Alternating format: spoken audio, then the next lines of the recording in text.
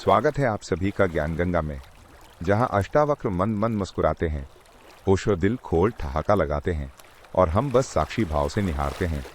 भाग 1, साधना का रहस्य। मित्रों, क्या कभी सोचा है कि जिसे हम साधना समझ रहे हैं, कहीं वही तो बंधन नहीं? हम अक्सर सुनते हैं कि सत्य को पाने के लिए, परमात्मा को जानने के लिए योग के 8 अंगों को साधना पड़ता है।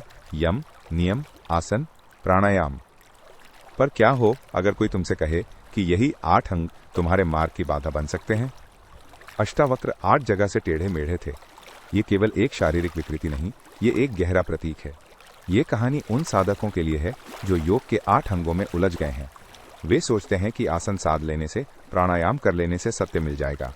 लेकिन सत्य कोई ऐसी चीज नहीं जिसे साधना से पाया जा सके। वो तो तुम्हारा स्वभाव है। साधना से तो अहंकार मजबूत होता है कि मैं कुछ कर रहा हूं, मैं साधक हूं, और जहां मैं है वहां सत्य कैसे हो सकता है? साधना तो केवल शरीर और मन को विकृत करने का उपाय बनकर रह जाती है अगर साक्षी भाव न जगे। अष्टावक्र का टेढ़ा मेढ़ा शरीर इसी बात का प्रतीक है। जिस ज्ञान के लिए तुम हाथ पैर तोड़ रहे हो वो तो तुम्हें मिला ही हुआ है। तुम उसे पाने की दौड़ में उसे खो रहे हो। भाग 2, जागृत स्वप्न और साक्षी भाव। तुम एक सपना देखते हो रात में, सुबह उठकर कहते हो वो झूठा था। लेकिन क्या कभी सोचा है कि जिसे तुम जागना कहते हो वो भी एक सपना है? बस इतना ही फर्क है कि वो खुली आंखों का सपना है। जैसे रात के सपने में तुम देखते हो कि कोई तुम्हारी छाती पर बैठा है और सुबह पाते हो कि कोई भी नहीं था, वैसे ही इस जीवन में तुम जो भी देखते हो, मित्र, शत्रु, धन, पद, ये सब एक सपना है। सपना सच्चा नहीं होता, लेकिन सपने को देखने वाला तो सच्चा होता है। रात में भी तुम ही थे जो सपना देख रहे थे, दिन में भी तुम ही हो जो ये दुनिया का सपना देख रहे हो। वो जो दोनों सपनों को देख रहा है वही सत्य है, वही साक्षी है। नाम रूप की भीड़ में, इस जगत के खुले स्वप्न में भीतर एक निरंजन तत्व है जो बस देख रहा है। सुरति स्मृति जागृति चाहिए उस अंतर्दृष्टि को जगाने के लिए। बाहर की आंखों में तो अंजन लगाते हो, अब भीतर के दिए को जगाओ। उस दृष्टा को पहचानो जो सदा से मौजूद है। भाग 3, जीवन दृष्टि का चुनाव। एक मित्र ने पूछा है कि स्वामी रामतीर्थ कहते हैं राजी हैं उसी हाल में जिसमें तेरी रजा है, लेकिन मेरा मन कहता है यूं भी गड़बड़ी है और वूं भी गड़बड़ी है। ये केवल दृष्टि का भेद है। रामतीर्थ विधायक दृष्टि से देखते हैं। वे कांटों को नहीं, फूलों को गिनते हैं। वे रात की नहीं, दिन की बात करते हैं।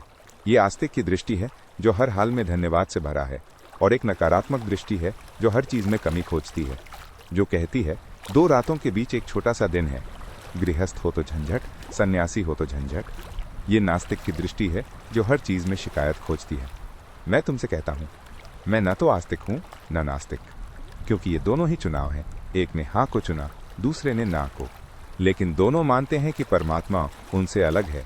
मैं कहता हूं, तुम और परमात्मा अलग नहीं हो, तुम ही हो।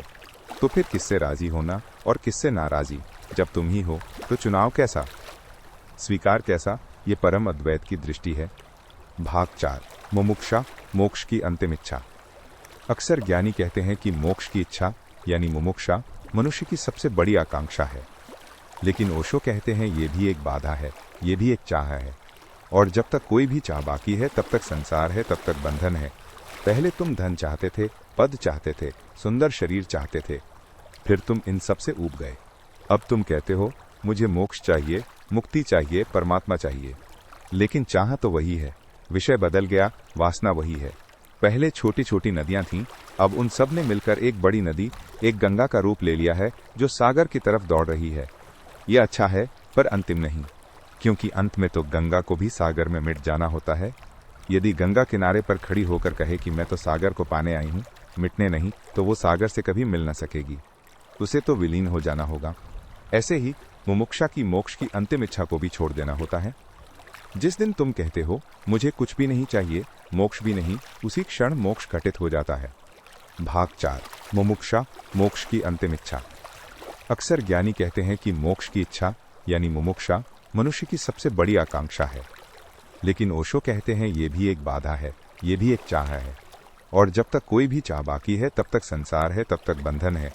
पहले तुम धन चाहते थे, पद चाहते थे, सुंदर शरीर चाहते थे, फिर तुम इन सब से ऊब गए।